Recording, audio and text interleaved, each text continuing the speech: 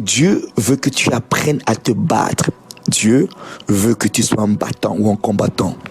Le texte de référence, c'est dans Juges, chapitre 3, versets 1 à 2. Juges, chapitre 3, versets 1 à 2. Voici ce que la Bible nous dit. Voici les nations que l'Éternel laissa pour éprouver par elles Israël. Tous ceux qui n'avaient pas connu toutes les guerres de Canaan. Il voulait seulement que les générations des enfants d'Israël connaissent et apprennent la guerre, ceux qui ne l'avaient pas connue auparavant. Je vais relire ce même passage dans une autre version, dans la version français courant, Juges chapitre 1, les 2 premiers versets. Il s'agit de Dieu. Il les laissa subsister dans le pays pour mettre à l'épreuve les Israélites qui n'avaient pas participé aux guerres pour la conquête de Canaan. Il voulait que les générations, du moins celles qui ne s'étaient pas encore battues, apprennent à faire la guerre. Apprennent à faire la guerre. Apprennent à faire la guerre. Alors lorsque nous lisons ce passage, on se rend compte que Dieu exprès à laisser des nations, des peuples, pour que la génération du peuple d'Israël qui n'avait pas connu les guerres de conquête, que eux aussi ils apprennent à se battre, qu'ils apprennent à faire la guerre. Cela nous amène donc à comprendre que parfois Dieu va laisser des situations dans notre vie juste pour qu'on apprenne à nous battre, pour qu'on apprenne à faire la guerre. Parfois dans notre vie, on aura des situations vont se présenter en nous, des situations viendront vers nous et Dieu sait, il va faire exprès de laisser certaines situations dans notre vie pour que vous et moi, on apprenne à se battre, qu'on apprenne à faire la guerre. Ici, Dieu a fait exprès de laisser des peuples pour que le peuple d'Israël qui n'avait pas connu les guerres de conquête, des guerres pour avoir des choses, des guerres pour conquérir des domaines, qu'ils apprennent eux ici à faire la guerre. Alors Dieu n'a pas changé. La Bible nous révèle la pensée de Dieu. La Bible nous révèle le cœur de Dieu. Et Dieu n'a pas changé. Il est le même. Ce qu'il a fait dans l'Ancien Testament, c'est l'homme des choses à venir. L'Ancien Testament, c'est l'homme du Nouveau Testament. Et vous et moi, on vit aujourd'hui dans le Nouveau Testament. Alors parfois dans notre vie, Dieu va permettre que certains fléaux, certaines choses se lèvent dans notre vie pour qu'on apprenne à nous battre. Peut-être tu connais quelqu'un autour de toi qui sait se battre, qui a eu des victoires dans les domaines de sa vie, qui a eu des victoires au travail, dans sa santé, physiquement, socialement, financièrement. Mais Dieu parfois va laisser que toi aussi tu vis certaines situations pour que toi aussi tu apprennes à te battre, que tu ne puisses pas dépendre de la foi des autres, que tu ne puisses pas dépendre du feu des autres, mais que toi aussi tu apprennes à te battre, à faire la guerre. Et lorsqu'on lit même la Bible, l'un des noms de Dieu les plus mentionnés, c'est Yahvé Sabaoth, l'Éternel des armées.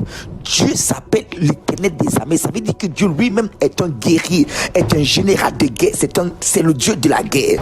Et si tu fais partie de l'armée de Dieu, tu dois être un soldat. Voilà pourquoi l'apôtre Paul, lorsqu'il écrit à son fils Timothée, il dit à son fils Timothée que combat le bon combat de la foi.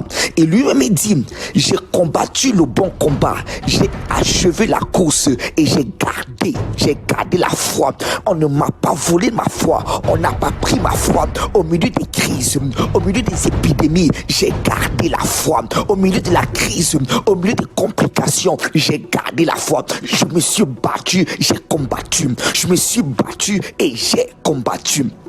Toujours dans la Bible dit ceci, que car nous n'avons pas à lutter contre la chair et le sang. Ça veut dire quand même qu'on a à lutter. On a quand même à lutter. On a quand même à se battre. L'apôtre Paul dit, on n'a pas à lutter contre la chair et le sang, mais ça veut dire qu'on a quand même à lutter. On a à faire la guerre. On a à lutter.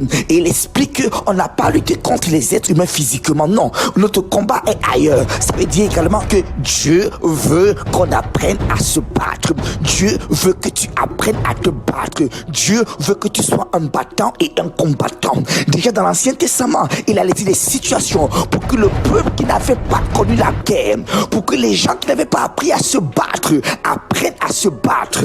Et l'apôtre Paul nous dit, on n'a pas lutté contre la chair et le sang, mais on a quand même à lutter. On a quand même à lutter. Alors, ne sois pas un chrétien qui attend que les choses viennent. Ne sois pas une personne qui attend que les choses se passent, mais il faut que tu apprennes à te battre. Il faut que tu apprennes à te lever et à te battre. Parce que le nom de ton Dieu, c'est l'Éternel des armées. Plus de 280 fois dans la Bible, c'est écrit l'Éternel des armées. Notre Dieu est un Dieu de guerre. Et si tu fais partie du camp de Dieu, tu vas être une personne de guerre. Et la Bible finit ceci ainsi. Dans le livre d'Apocalypse, on nous dit ceci, à celui qui vaincra. À plusieurs références dans Apocalypse, on dit ceci, à celui qui vaincra, à celui qui vaincra, à celui qui vaincra. Il n'y a pas de victoire sans bataille. Il n'y a pas de victoire sans bataille. Et même au ciel, au paradis, la Bible dit ceci clairement dans le livre d'Apocalypse toujours, que celui qui vaincra, je le ferai asseoir sur mon trône comme j'ai vaincu et je me suis assis avec mon Père sur son trône. Donc on se rend compte que même ceux qui iront au ciel, ce sont des gens qui ont appris à se battre. Il n'y a pas de victoire sans bataille. Il n'y a pas de victoire sans guerre. Je veux te dire aujourd'hui que apprends-toi à te battre. N'attends pas que les choses se passent, mais sois un battant et sois un combattant. Et pour finir, la bonne nouvelle c'est ceci, tu n'as pas à craindre des situations, tu n'as pas à craindre des épidémies, tu n'as pas à craindre des problèmes, tu n'as pas à craindre la crise, tu n'as rien à craindre. Pourquoi? Parce que Dieu lui-même il dit ceci, qu'il n'y aura aucune situation qui sera au-dessus de tes forces. Il n'y a aucune situation que tu puisses vivre et pour laquelle il n'y a pas de solution. Il n'y a pas de situation par laquelle tu puisses passer et pour laquelle Dieu n'a pas prévu une solution. Alors sache que dans cette situation, dans ces choses, tu pars en vainqueur pour vaincre. Parce qu'avant le combat, Dieu a prévu la solution. Parce qu'à la fin de la journée, c'est Dieu qui combattra à ta place. C'est Dieu qui te donnera la victoire. Alors sache aujourd'hui que Dieu veut que tu apprennes à te battre. Lève-toi et bats-toi. Lève-toi et bats-toi. Lève-toi et bats-toi. Pour terminer, je t'invite à prier avec moi. Tu vas dire avec moi dans le nom de Jésus, je ne suis pas un lâche, je ne suis pas un faible, je n'accepte pas de perdre, je n'accepte pas de faire du surplace. J'ai compris que mon Dieu est un guerrier, il est un vaillant guerrier, c'est l'Éternel des armées. Et aujourd'hui, je me lève et je combats, je me lève et je gagne, je combats et je gagne. Je n'accepte pas la défaite, je n'accepte pas l'incapacité, je n'accepte pas de reculer. Je n'ai pas une foi pour reculer, au contraire, j'ai une foi pour avancer. Peu importe ce que je vois, peu importe ce qui se passe, je me lève et je combats. Je combats pour ma vie spirituelle, je combats pour ma famille, je combats pour mon conjoint, pour mon futur conjoint, je combats pour mes enfants, je combats pour mes frères, je combats pour mes soeurs, je combats pour mon travail, je combats, je n'accepte pas, je combats parce que je ne suis pas seul dans ce combat. Dieu est avec moi, Dieu est pour moi dans le nom de Jésus. Et en toutes ces choses, je suis plus que vainqueur. En toutes ces choses, je suis plus que vainqueur dans le nom de Jésus. Amen, amen et amen. Alléluia. Bonne journée, que Dieu te bénisse et à très bientôt.